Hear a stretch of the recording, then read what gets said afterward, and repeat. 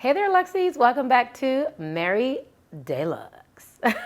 I'm not gonna hold you. We're gonna jump straight into the topic. Things I wish I knew before I started renting. Roll the intro.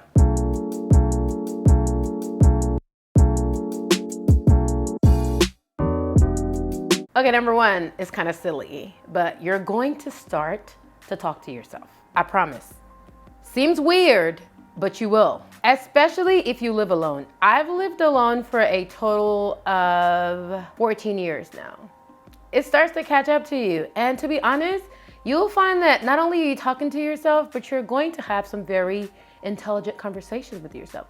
You will start to rely on yourself as a sounding board, right? You will become your own voice of reason, and that is okay. It doesn't mean that you are crazy, because I heard it growing up that like if you talk to yourself, you're kind of hoo-hoo.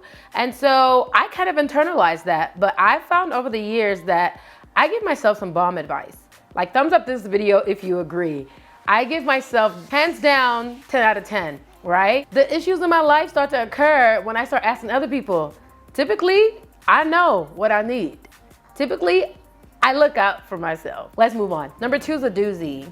No matter how fancy your living arrangement is, I don't care what the bells and whistles the situation has going on. Ultimately, the property management determines your living experience. If you don't hear anything else I say on this video, remember number two. Before you sign that dotted line, make sure that you have researched the property management company. It matters so much more than anything else. I know this because I have lived in some of the nicest properties, especially here in Vegas. Ultimately, what broke those experiences was the management company. You want to look out for whether they are penny pinchers or whether they invest back into the community, whether they invest in their residents, whether they're wanting to retain you or just do a quick flip, right?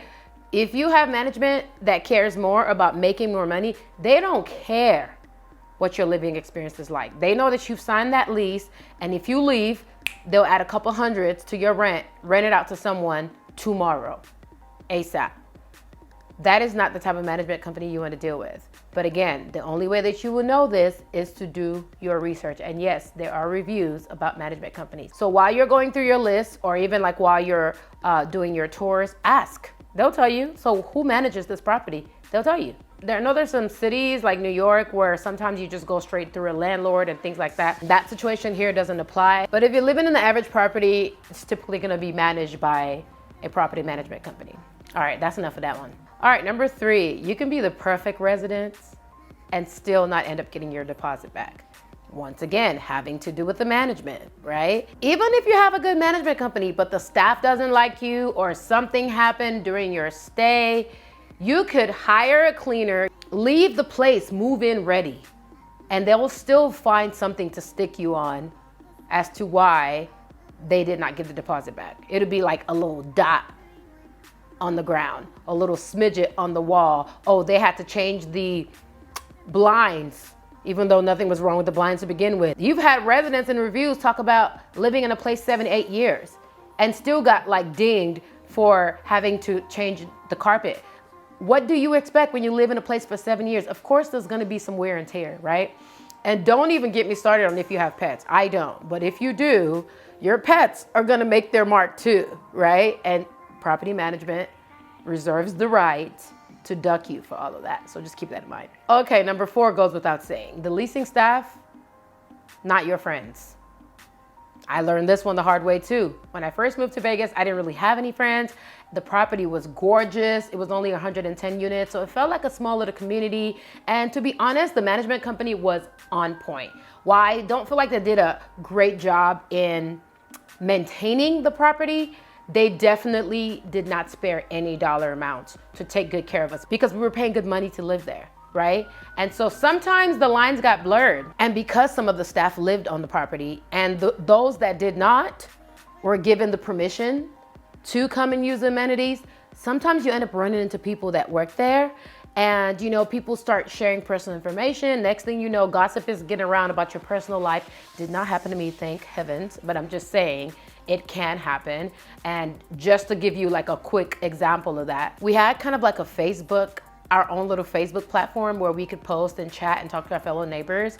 And someone's tape ended up getting leaked on there. It was deleted like hours later, but like by that point, everybody has seen it. It was only 110 residents. And I don't even think we were full then. I think we were only like 33%. So it's 33 people, or give or take 28, right? Had already seen everything. So just be careful who you're sharing information with, because you just don't know, which leads me to the next point. Number 5, be careful of which neighbors you befriend. I've said in a previous video, I'll link it up here, drop it down below, that it's important to have 1 or 2 people that can look out for you. That's great.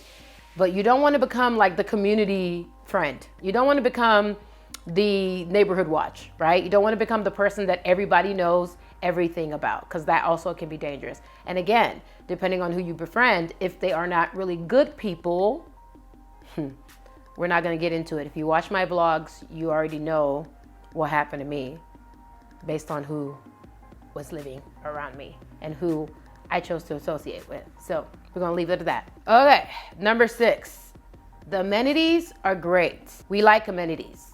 We like infinity pools. We like elevators. We like clubhouses. We like rooftops. We like concierge. We like valet. We like all of these nice luxurious things. But I swear to you, your actual home matters in all of that. Not that I should have to say this, right? You're probably like, okay, this is obvious, Mary, duh. But you'd be surprised in the leasing process while you're touring, how excited you get about all those things that you forget that you're actually going to be living in your apartment and nowhere else. So what do I mean by that? Where I currently stay, I don't have the liberty to tell you guys too much information until I move out here end of February.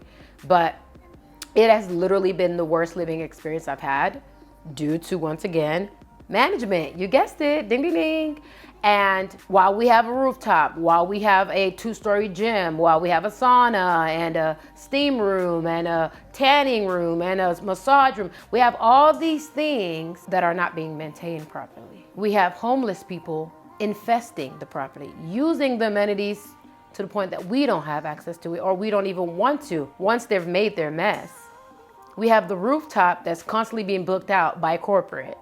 So even though we have it, we technically don't have it. Does that make sense? We have valet trash who may or may not pick up, even though we pay an extra for it. We have some residents, I don't have this issue, whose Wi-Fi barely ever works.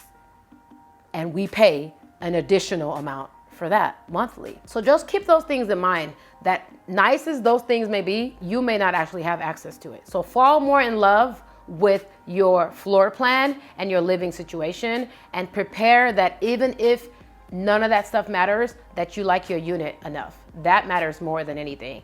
And I'm not trying to put a sour taste in your mouth, but this is just the reality of renting, especially nowadays. 24-hour amenities are nice until management decides that they want to take that away and close everything up at 6 p.m. or 9 p.m. Does that make sense? So you don't want that to ruin your living experience because you had way too high expectations. Let's move on. Last but not least, Google reviews are not always accurate.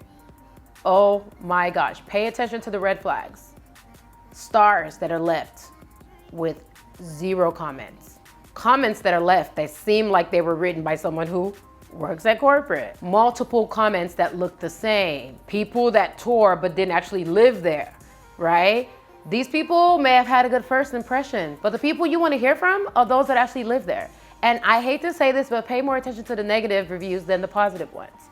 The reason being is that something you may read may be your deal breaker, right? So before you get all excited about signing that lease, make sure that you've done your due diligence. And the reason I focus on Google is because I know that Yelp doesn't have that as bad. For example, where I live right now, the property has 2 stars on Yelp and 4.5 on Google. You want to guess why that is? Again, purchase reviews. Also, Google gives the business a chance to report, flag, which leads the review to be suppressed whenever you search it. Yelp does not allow that. Yelp is the one that makes the decision whether or not the review is recommended. Does that make sense? Which is more of a bonus tip. On the Yelp review, scroll all the way down and find the not recommended, because sometimes they're hiding. The negative reviews are hiding right there. All I'm saying is do your due diligence, and don't always think that when you see something positive, an actual resident wrote it.